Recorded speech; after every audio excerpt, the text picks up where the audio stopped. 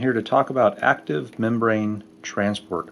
This is transport across the cell membrane that is active, meaning it requires energy, usually in the form that we're familiar with of ATP. So here we go.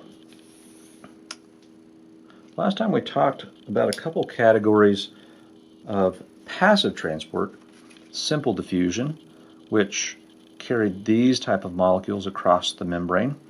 And since we don't have control over whether these move in or out of the membrane, we can't necessarily pump them in or out using active transport. So they're off the table. Facilitated diffusion, if you remember, involved these channels or carrier proteins for these type of molecules for which the membrane was a barrier. Like for sodium, it can't get through the membrane, but it can get through a channel. Well, when it comes to membrane transport, there are a couple major flavors of active transport: primary active transport and secondary active transport. And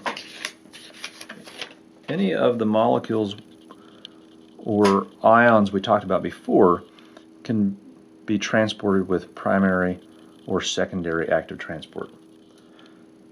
Remember last time I used red for sodium, blue for glucose. I'm going to follow that same model. First, let's actively transport some of the sodium ions. Now, just for simplicity, I'm going to do this with just sodium. Primary active transport usually involves a larger protein that's often referred to as a pump. That pump has to use ATP energy. It breaks it down, often illustrated this way, and it breaks it down into ADP and some inorganic phosphate. So, key idea, it requires energy. Now when it comes to moving sodium, normally the cell will use an animal cell, a sodium potassium pump, which pumps sodium and potassium at the same time. If your cell were to have gone through some type of facilitated diffusion and ended up with an equal amount or concentration of sodium inside and outside the cell, the sodium potassium pump would use that energy in ATP to pump your sodium ions out of the cell. The cell does not want to keep sodium ions in. It might miss a couple, but for the most part is going to concentrate these sodium ions out here. So now I have concentrated sodium ions that took energy to do that work because they didn't want to go that direction. What they would want to do is continue to spread out. Some of them may eventually make it over to this side of the cell and diffuse back in through this channel.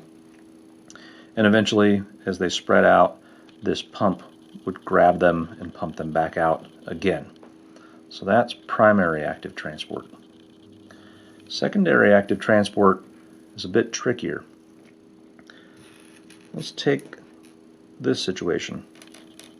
Let's say I have a lot of glucose in the cell, but I want even more. So I have a little more outside the cell.